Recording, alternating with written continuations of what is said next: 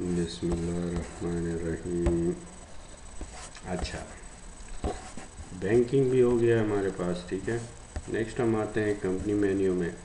यहाँ पे हमारे पास होम पेज है। होम पेज इसकी ग्राफिकल रिप्रेजेंटेशन है कंप्लीट क्विक बुक की, यानी क्रिएट इनवॉइस आप जाके कस्टमर से यहाँ पे भी क्लिक कर दें या यहाँ डायरेक्ट आके क्रिएट इनवॉइस, यानी आइकन्स हैं हमारे पास, ठीक है। पे बिल्स करने यहाँ से आप पे बिल्स कर सकते हो, ठीक है। Inter bill against the inventory आप कर सकते हो, यानी receive item and inter bill. Inventory activities है तो उसकी एडजस्टमेंट कर सकते हो। चार्ट ऑफ अकाउंट क्लिक कर लो तो तमाम लिंक्स यहाँ होम पेज में अवेलेबल है। उसके बाद हमारे पास आता है कंपनी स्नैपशॉट। स्नैपशॉट आपको कंप्लीट कंपनी की डिटेल प्रोवाइड करता है। क्विक बुक जो है आपकी कंपनी का कंप्लीट एनालिसिस आपके सामने क्रिएट कर देता है। ये देखें, ये हमारे पास कंपनी एनालिसिस है, कंपनी लिखा हुआ है। यहाँ पे आपको फरवरी का मंथ का इनकम एंड एक्सपेंस शो कर रहा है। ये देखिए, ये एक्सपेंस ट्रेंड है, ये इनकम। मार्च में, अब देखिए फरवरी में हमारा एक्सपेंस ज़्यादा था हमारी इनकम से, और यहाँ पे जो है हमारे पास एक्सपेंस जो है वो कम है एज़ कम्पेयर टू इनकम। तो graphical represent previous year income comparison, तो हमारे पास प्रीवियस ईयर में बिजनेस था नहीं, ठीक है। इसी तरह कस्टमर हु ओ मनी, जिसको हमने कर्जे दिए हुए हैं, वो आपको बैलेंसेस शो कर रहा है। प्रीवियस ईयर एक्सपेंस कंपैरिजन आपको शो कर रहा है। टॉप कस्टमर्स यानी कादिर गुल साहब जो है वो हमारे टॉप कस्टमर है, क्योंकि इसके साथ हमारी डीलिंग सबसे ज़्यादा हुई है, ठीक है। इसी तरह हमारे पास जो अकाउंट बैलेंसेस है वो हमें यहाँ पे शो करता है। नीचे आ जाते हैं तो ग्राफिकल रिप्रेजेंटेशन भी आपको शो हो रही है, यानी आपकी कॉस्ट ऑफ गुड्स सोल्ड और अदर अकाउंट्स आपको बता रहा है, यानी एक्सपेंस ब्रेकडाउन आपको बता रहा है। फिर आप डबल क्लिक कर रहे हैं तो आपको नंबर्स में भी शो करेगा, ठीक है, कि जो जो परचेजेस आपने किए हैं। इसी तरह अदर्स में आप डबल क्लिक कर रहे हैं तो ये आपको अदर्स आपको शो कर रहा है, एक्सपेंस वगैरह जो आपके हैं रिपोर्ट फॉर्म में। इसी तरह आप आ जाएं टॉप पे पेमेंट्स में, यानी हमने कौन कौन सी पेमेंट्स करनी है, किन किन को करनी है। इसी तरह हमारे जो बाय एजिंग पीरियड जो टोटल हमारा आ रहा है, ठीक है। अमाउंट ड्यू है, ये करंट है, ये 1 to 30 डेज़ में है, और ये ओवर 90 डेज़, यानी जो बैक अमाउंट आपका बन रहा है। सेम यहाँ पे नीचे आ जाएं तो रीसेंट ट्रांजैक्शंस आपको शो कर रहा है, ठीक है। इसी तरह पेड और अनपेड आपको बिल्स भी शो हो रहे हैं। यहाँ पे तमाम तकरीबन पेड हो चुके हैं। कस्टमर्स में आ जाएं तो आपको यहाँ पे शो कर रहा है कि यहाँ पे रीसेंट इनवॉइसेस आपकी कौन कौन सी आपने इशू की हैं, यानी सिंपल आपकी A to Z कंपैरिजन आपको शो कर रहा है। बेस्ट सेलिंग आइटम आपका क्या है, नोकिया E63 है, ठीक है। और फाइनेंस चार्जेस नीचे आपको शो कर रहा है, ठीक हो गया। तो ये आप यहाँ से चेक कर सकते हो। नेक्स्ट हमारे पास आता है यहाँ पे कंपनी इंफॉर्मेशन, यानी आपका फ़ोन नंबर चेंज हो गया, फैक्स, ईमेल एड्रेस वगैरह कोई भी चेंजेस आपकी कंपनी में होती है तो वो जो स्टार्ट वाला फॉर्म है वो यहाँ से आप फिर इसमें एडिट कर सकते हैं, ठीक है। उसके बाद हमारे पास आता है एडवांस एडमिनिस्ट्रेशन। तो ये ऑनलाइन एडमिनिस्ट्रेशन आपको यहाँ पे शो करता है, यानी इसके लिए आपके लिए इंटरनेट कनेक्शन चाहिए और आप इससे कनेक्ट होकर एडवांस एडमिनिस्ट्रेशन कर सकते हैं। अच्छा, सेटअप यूज़र अकाउंट भी आप इसमें सेट कर सकते हो, क्योंकि ये ओवर द नेटवर्क भी काम करता है। तो उसके लिए जब आप ओवर द नेटवर्क हम काम करेंगे तो इसके लिए हम यूज़र क्रिएट करेंगे, या हमसे हमारे एडमिन यूज़र अकाउंट जो कि डिफ़ॉल्ट क्रिएट हो जाता है और उसका पासवर्ड भी आपसे मांगता है। अब मैं कहता हूँ कि यहाँ पे मेरे पास 2 यूज़र हैं तो ऐड यूज़र कर देता हूँ। एक यूज़र का नाम अली है, ये उसका पासवर्ड हो गया। अब अली का काम क्या है, सिर्फ सेल है, तो हम सेल एरियाज़ ले लें, सेलेक्टेड एरिया ले लेंगे। अगर अली भी एक फाइनेंस ऑफिसर है या एडमिन है तो आप उसको ऑल एरियाज दे सकते हो, अगर नहीं तो रिस्ट्रिक्टेड एरिया आप बना सकते हो। अब देखें अली जो है वो सेल डिपार्टमेंट में है तो हम उसको कह देते हैं कि सेल्स एंड अकाउंट रिसीवेबल, इसका फुल एक्सेस इसको मिल जाएगा। परचेज नो एक्सेस कर देते हैं, checking no access, inventory no access, time tracking, payroll, sensitive accounting, बाकी सारा मैंने क्या कर दिया, नो, सिर्फ और सिर्फ उसको रिसीवेबल अलॉट कर दिया। ठीक है। अच्छा, अब दूसरा यूज़र बनाना है तो सेम उसको सेम प्रोसीजर से जो राइट्स जो वो देने हैं वो आप दे सकते हो। अब हम आते हैं इसको चेक करते हैं। हम कहते हैं कि let suppose for example Ali जब लॉग ऑन होगा दूसरे कंप्यूटर से या किसी भी कंप्यूटर को भी वो यूज़ कर सकता है। ठीक है, तो वो जब अपने यूज़र से लॉग ऑन होगा तो वो देगा अपना यूज़र नेम और अपना पासवर्ड। ठीक है, तो उसको आपने जो एडमिन ने राइट्स दिए होंगे वो वही टास्क परफॉर्म कर सकेगा। लेट सपोज एस्टीमेट बनाना है, ठीक है, तो यहाँ से वो एस्टीमेट बना सकता है। इनवॉइस बनानी है तो वो इनवॉइस बना सकता है, वगैरह वगैरह। क्या नहीं कर सकता, इधर उधर के काम नहीं कर सकता, यानी वो कंपनी इंफॉर्मेशन में चेंजेस कर सकता नहीं कर सकता, वो बैंकिंग में जाके राइट चेक करता है नहीं कर सकता, वो वेंडर में आके परचेज ऑर्डर क्रिएट करता है नहीं कर सकता, यानी और इधर उधर के काम। इवन वो कस्टमर से रिलेटेड एनी रिपोर्ट देख सकता है, लेकिन उसके अलावा अगर वो जाता है बैंकिंग में डिपॉजिट डिटेल चेक करता है नहीं चेक कर सकता, वो जाता है ट्रायल बैलेंस तो ट्रायल बैलेंस भी नहीं देख सकता। ठीक है, सिर्फ और सिर्फ कस्टमर और सेल्स की रिपोर्ट्स देख सकता है। तो ये हमारे पास आ गया हमारा यूज़र अकाउंट। ठीक हो गया। नेक्स्ट फिर आते हैं, अभी हम वापस लॉग ऑफ करते हैं, अपने यूज़र से लॉग ऑन होते हैं ताकि हम आगे और काम करें। तो अब हमारा यूज़र जो है एडमिन, ठीक हो गया।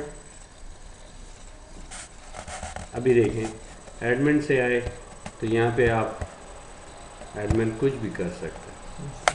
इसी तरह अगर अली का अकाउंट ख़त्म हो गया तो आप उसका या उसका पासवर्ड चेंज करना है या अपना पासवर्ड चेंज करना है तो आप यहाँ से चेंज कर सकते हो। ठीक है, या आप कहते हो कि बस अली का अकाउंट, अली ने जॉब छोड़ दी है तो हम सेटअप यूज़र में जाते हैं और अली का कंप्लीट अकाउंट जो है वो एडिट करते हैं, तो उसका नाम चेंज कर सकते हैं। न्यू एम्प्लॉय रखा है आपने, या आप कहते हो नहीं बस ये ख़त्म ही कर दो, यहाँ से ख़त्म हो गया। ठीक हो गया।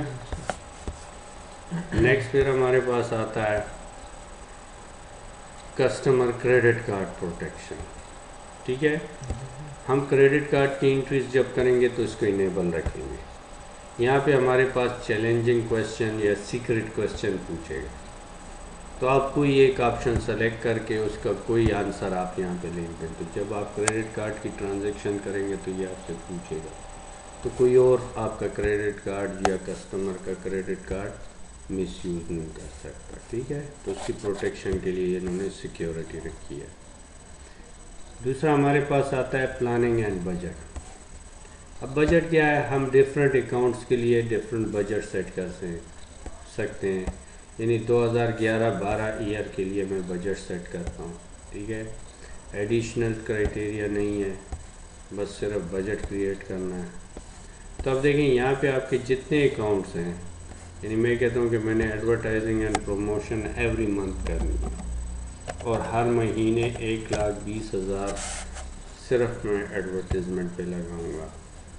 इसी तरह ऑटो ट्रक जो एक्सपेंस है वो 45,000 रुपीज़ पर मंथ, या आप कहते हो नहीं इस सीज़न में, इस मंथ में सीज़न होता है तो इसके लिए हम एक्सपेंस रख देते हैं 70,000, इस मंथ में हम रख देते हैं 56,000, मैनुअली भी आप इंटर कर सकते हैं 65,000, वेराई करता जा रहा है। तो इसमें जितने भी अकाउंट्स हैं, चाहे एक्सपेंस है चाहे इनकम है, उन सब के लिए आप बजट लाइन सेट कर सकते हो। जब इसको आप सेव कर दोगे ओके कर दो तो ये बजट आपको यहाँ पे शो होगा। रिपोर्ट के अंदर आके बजट के अंदर आके ओवरव्यू 2011-12 का बजट है। Next finish. तब देखिए आपकी तमाम फरवरी मार्च अप्रैल तमाम बजट लाइन आपको शो हो रही है, प्लस आपको यहाँ पे टोटलिंग भी शो हो रही है कि टोटल ईयरली आपका कितना बजट होगा। इसी तरह बजट का कंपैरिजन भी आपको करेगा बजट वर्सेस एक्चुअल। तो ये हर महीने का देखें, एडवर्टाइजिंग नहीं हुई फरवरी महीने में, 0% यूज, 0% यूज। अब अगर आप आ जाएँ at the end of the year यहाँ पे, तब देखें आपका कोई भी बजट नहीं यूज हुआ। लेट सपोज हम इस माह में एक एंट्री कर देते हैं, जर्नल में जाके सिंपल एंट्री को पास कर देते हैं। बजट था एडवर्टाइजिंग का था ना 4,500 रुपये एडवर्टाइजिंग कैश ऑन हैंड से, ठीक है। इसी तरह ऑटो ट्रक एक्सपेंस है 12,000 का, ना सॉरी ऑटो ट्रक 12,500 एक्सपेंस हुआ।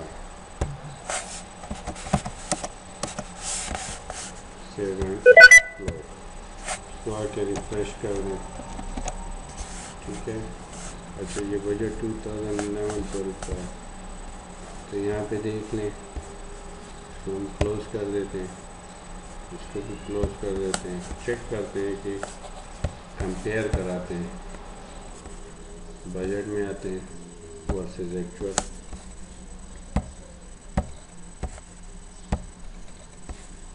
तो यहाँ पे चेक कर लें,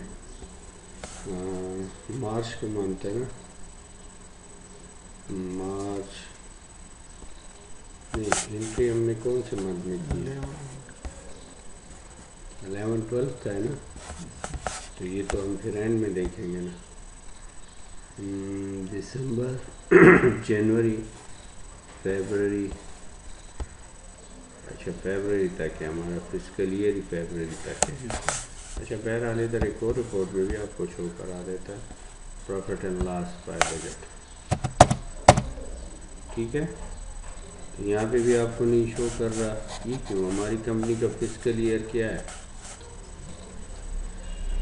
2012 है सर, ये 11 अच्छा ये मैंने 11-12 लिया है। 11-12। अच्छा बना लेते हैं, एक और बना लेते हैं, आपने मुझे उस वक्त नहीं बताया। अब देखिए क्रिएट न्यू करते हैं,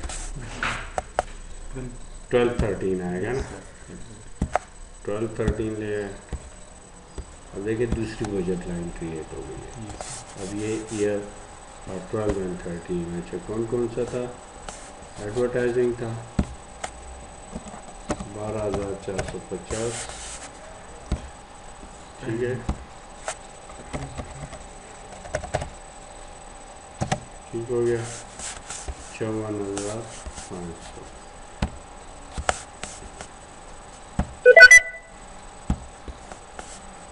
ठीक है, उसको रिफ्रेश कर देते हैं।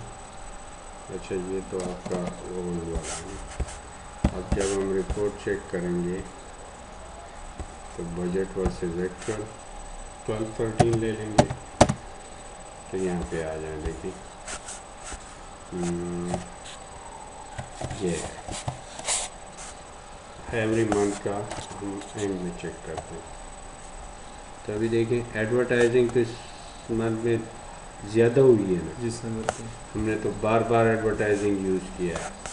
तो अब देखिए आप कितना और जा चुके हैं, 290.4%, जबकि फ्यूल एक्सपेंस की एक ही एंट्री मैंने की थी, तो वो कितने परसेंट यूज़ हुए?